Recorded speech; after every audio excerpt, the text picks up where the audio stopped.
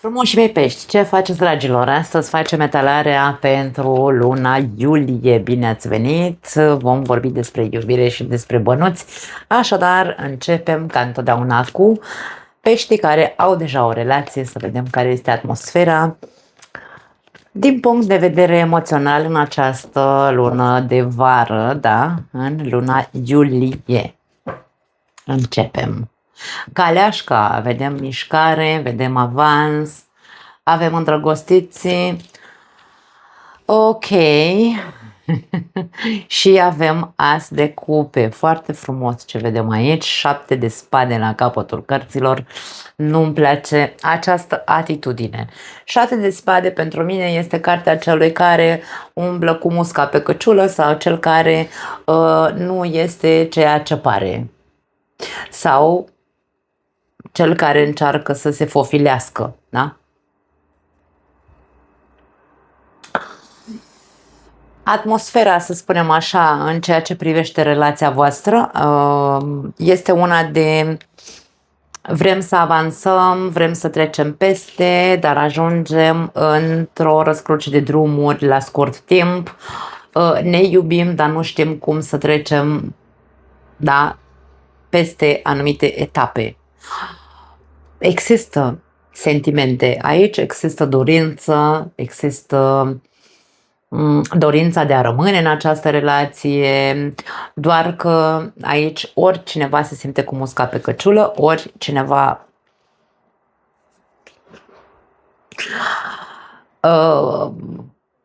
are momente în care minte, manipulează, se fofilează, cum am zis mai devreme, spune că face ceva și după aia nu mai face. Este o imagine ciudată, aș spune, a acestei dinamici. Ciudată de ce? Pentru că aici avem mincinosul și aici avem iubire, aici avem sentimente. Nu se pupă una cu alta. De-aia spun că e foarte ciudată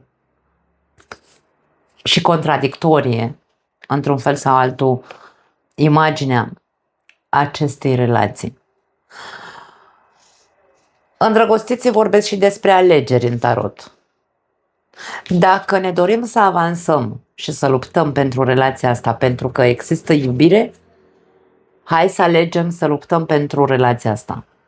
Nu mai stăm aici, nici cu măscuța pe față, nu ne mai fofilim, nu mai dăm bir cu fugiții, nu mai încercăm să manipulăm, nu mai încercăm să ascundem anumite lucruri. Nu, haide să fim sinceri, dacă tot vrem amândoi să funcționeze relația, hai să o facem să funcționeze, hai să alegem să o facem să funcționeze. Da. Au existat probabil, atenție, pentru unii dintre voi poate că lupte de ego, poate fi. A existat o trădare, a existat o altă persoană, au existat alte opțiuni pentru unii dintre peștii care au relație, nu are cum să fie pentru toată lumea. Ce s-a întâmplat în trecut, dragii mei? În ultimul an, poate unii dintre voi ați trecut printr-o perioadă complicată în relație, poate că ați evaluat dacă să mai rămâneți sau să nu mai rămâneți, dacă puteți să depășiți, da, să faceți față acelei trădări, dacă merită 6 de bâte și el este o carte și ea este o carte, da, de luptă, dar este și o carte de orgoliu. De-aia spun aici, e posibil să fie existat tensiuni din cauza orgoliului ambilor parteneri și să se fie ajuns aici în acest punct după acest ultim an care a fost mai revoltător sau mai agitat, mai complicat, s-a ajuns la o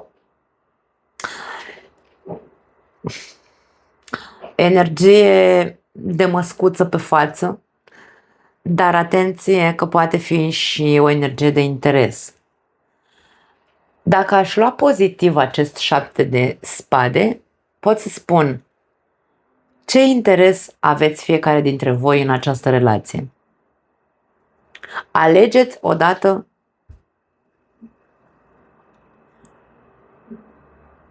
să duceți lupta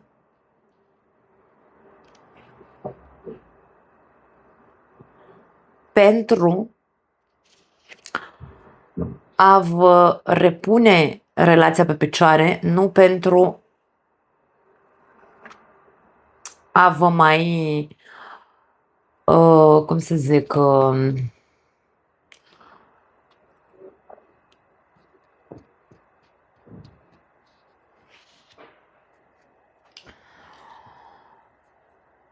minți într-un fel sau altul. Insist, există iubire aici. Care este interesul? Când există iubire, interesul este ca relația să funcționeze, nu? Îndrăgostiții nu ne vorbesc despre îndrăgosteală. Ne vorbesc despre te aleg în continuare pe tine.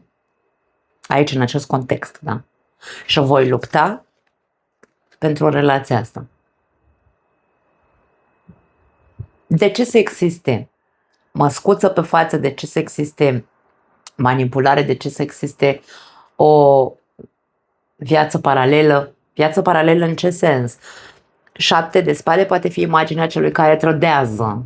Da? Dacă a existat o trădare deja, aveam un 10 de spade în ultimul an, dacă a existat o trădare, cel care a trădat trebuie să conștientizeze că nu așa se pune o relație pe picioare, trăind în continuare cu această energie de trădător în buzunar.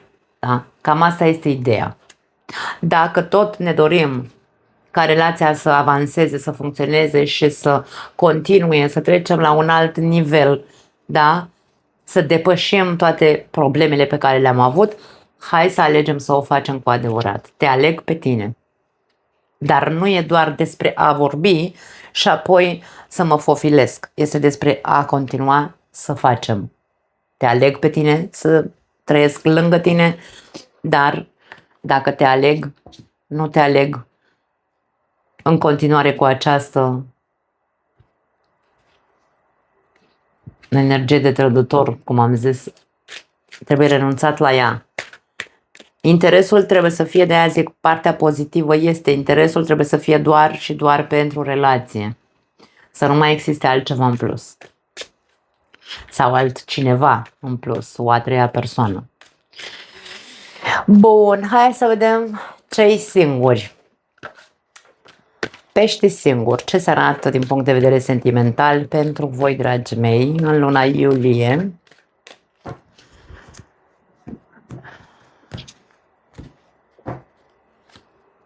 Nouă de cupe, 4 de monede, as de monede, foarte frumos.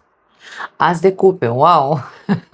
Da, pregătiți-vă, dragi pești singuri, pentru că și voi veți începe o nouă etapă, poate o nouă relație sau poate că dorința unora dintre voi, cei care deja există cineva în viața voastră, pentru că această categorie de cei singuri burlaci nu este doar pentru că nu ar exista cineva în viața voastră, ci poate să existe cineva în viața voastră, doar că nu este oficială relația, nu trăiți împreună, în aceeași casă și așa mai departe, da? Și aici putem să vorbim despre o categorie de pești care au pe cineva deja în viața lor, persoană pe care o iubiți, care vă place, cu care vă doriți să construiți o relație, este dorința voastră. Dorința voastră este să rămână în continuare în viața voastră această persoană. Nu vreți să-i dați drumul pentru că este ceea ce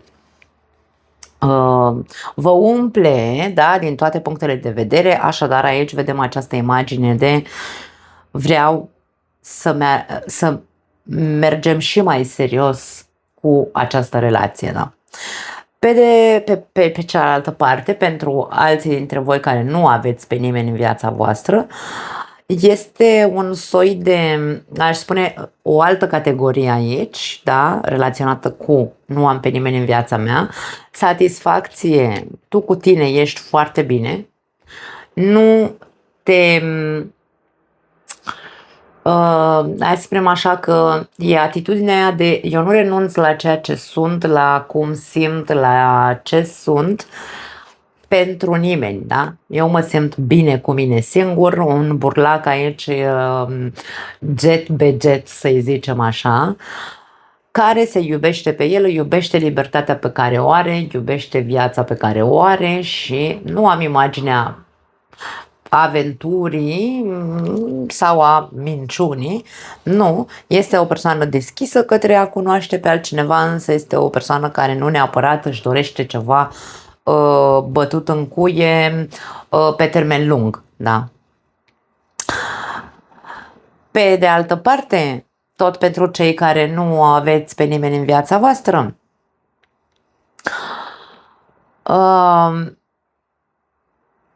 vă doriți pe cineva, dar pentru a apărea cineva în viața voastră cu care să construiți ceva solid, e nevoie ca voi să faceți un soi de exercițiu de flexibilitate. Adică, aici voi sunteți foarte rigizi în ceea ce vă doriți de la o posibilă persoană, partener de viață. Da. Ce listuță aveți voi, dragi mei? Ce listuță rigidă peste care nu treceți? Adică, trebuie neapărat să aibă, nu știu, să zic așa, din punct de vedere fizic, să aibă ochi albaștri, dinții perfecți, bine, o tâmpenie, da, perfecți nu, dar măcar așa, să aibă toți dinții în gură, e logic să fie așa, dar anumite standarde să fie, nu știu cum, din punct de vedere psihologic sau, nu știu, sunt niște chestii aici pe care voi le aveți pe un carnețel, pe o foicică și e ca și cum nu renunț la standardele astea. Aici e nevoie de ceva flexibilitate. Când în momentul în care ne dorim cu adevărat să construim o relație pe termen lung, trebuie să învățăm să deschidem un pic brațele, pentru că aici avem această persoană care ne arată cum ține acele monede la piept, strâns la piept, nu vrea să renunțe la listuța respectivă la care ține foarte mult și aici atitudinea, energia este una de dorință. Îmi doresc pe cineva cu care, unde să mă simt iubit, să primesc și să ofer și așa mai departe, dar trebuie umblat un pic, aș spune, la anumite lucruri la care poate ar trebui să renunțe de pe acea listuță, da? Ceva ce nu neapărat, adică se poate trece cu vederea dacă nu îndeplinește absolut toate acele standarde bătute în cuie, da?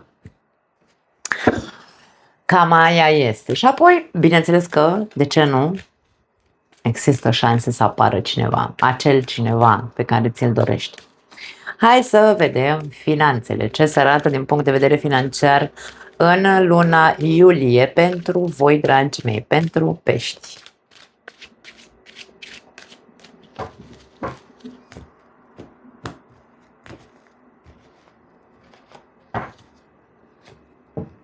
Opt de bâte, steaua și 5 de spade. La capătul cărților avem 4 de bâte. Din punct de vedere financiar, hai să spunem așa că atmosfera arată bine, energia este una constructivă, este una benefică, e ca și cum se spune, fii optimist că o să fie bine. Avem foarte multă inspirație din punct de vedere creativ pentru unii dintre voi, ca și cum se descarcă foarte multe informații în funcție de ceea ce voi faceți. Nu știu, aici avem foarte mult talent la scris, talent la comunicare, tot ce ține de rețele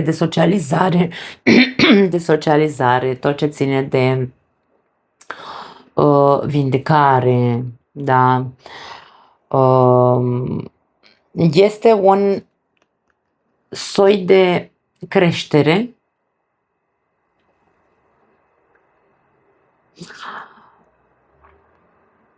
există multe șanse să se concretizeze ceva din, a, din punct de vedere creativ. Dacă tu ai un proiect de ceva vreme și tot încerci să-i faci reclamă sau, nu știu, să marketuiești aici, da? Ei bine, îmi lasă impresia că o să înceapă să dea roade. Sau dacă deja ești prezent pe rețelele de socializare, aici vedem cum, în sfârșit, cu cât ești mai autentic, cu atât ai mai mult de câștigat. Ideea care este aici? Avem un 5 de spade. Există foarte multe dubii sau lupte interioare în tine. E ca și cum tu nu știi dacă tu ai fi atât de sincer și ai spune lucrurile așa cum le simți, dacă îți vor aduce beneficii. Eu aici aș spune că da. Cu cât suntem mai sinceri și mai naturali, mai autentici, cu atât mai mult. Bine, în unele cazuri nu. În cazul meu, de exemplu, eu nu am foarte mult de câștigat fiind atât de autentică și de, cum spun, ce mi-e în gușă și în căpușă. Se văd rezultate în viața mea, pe online mă refer, că nu sunt atât de iubită și atât de căutată sau atât de urmărită, da? E cu skepsis un pic. Autenticitatea și modul în care transmitem mesajele pot fi sau pot juca câteodată, ne pot juca feste, ne pot juca împotriva noastră, da, energiile. Dar ideea este, cel puțin eu, așa funcționez. Eu nu pot să fiu altfel decât așa cum sunt. Bine, nu pot, este greșit spus. Bineînțeles că ne putem schimba, însă este felul meu de a fi. Același lucru simt că și în ceea ce vă privește se transmite. Poate că îți va da bătaie de cap această exprimare autentică, poate că îți va aduce și o anume invidie, poate îți va aduce și un anumit grup de persoane care să încerce să, nu știu, să te vor critica, dar na, asta așa, pe plan creativ.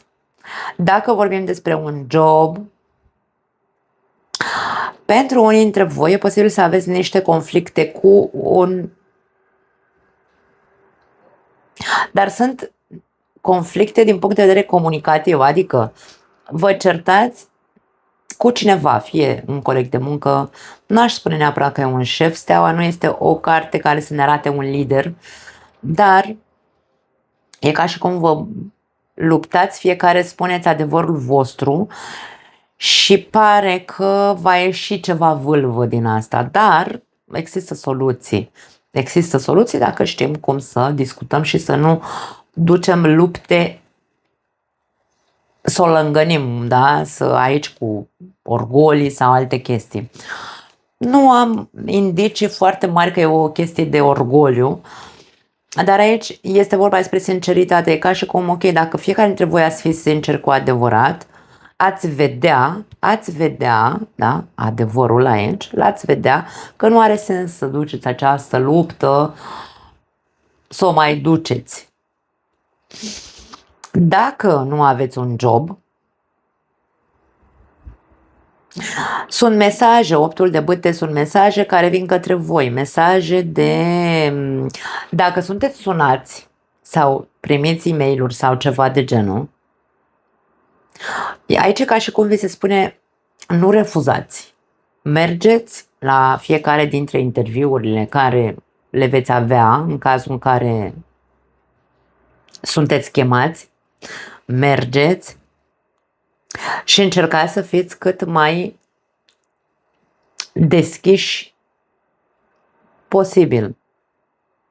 Să nu existe nicio tentă de interese, să nu existe nicio tentă de, nu știu, de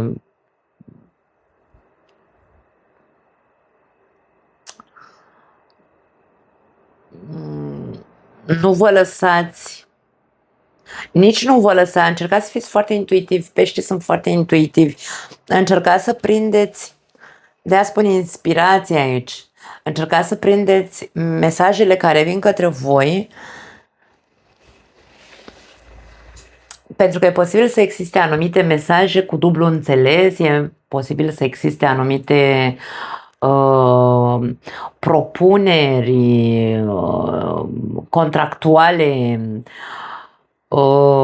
care nu, pe care tu simți că nu sunt ce trebuie, și aici e ca și cum în loc să intri într-o echipă de genul ăsta, într-o firmă de genul unde vezi că există ochioși sau se cere foarte mare, aici luptăm cu toții, aici pentru firmă, așa ca în comunism cumva. E bine, aici se spune, încearcă să citești printre rânduri, pentru că poate după aia o să-ți pară rău că ai ales un anume job. Încearcă să fii foarte inspirat și să pui întrebările corecte la început și tu când mergi la interviu, pentru că degeaba eu mă duc că sunt disperată, că trebuie să muncesc și să îmi aduc un ban în casă, dar după aia o să-mi fie mai rău, alegând primul loc de muncă care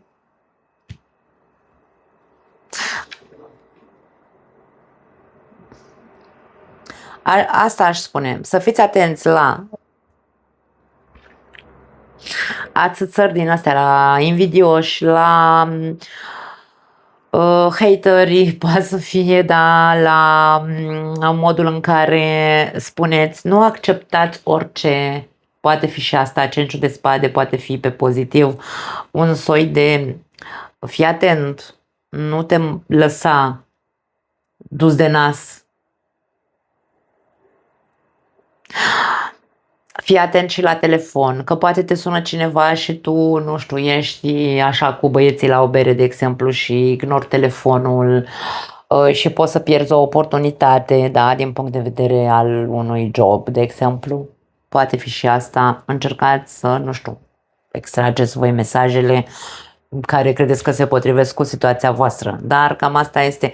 Energia, aș spune că este una solidă, una armonioasă, doar că aici e nevoie, într-un fel sau altul, să fiți atât în gardă, dar și foarte intuitivi, inspirați, dar să fiți și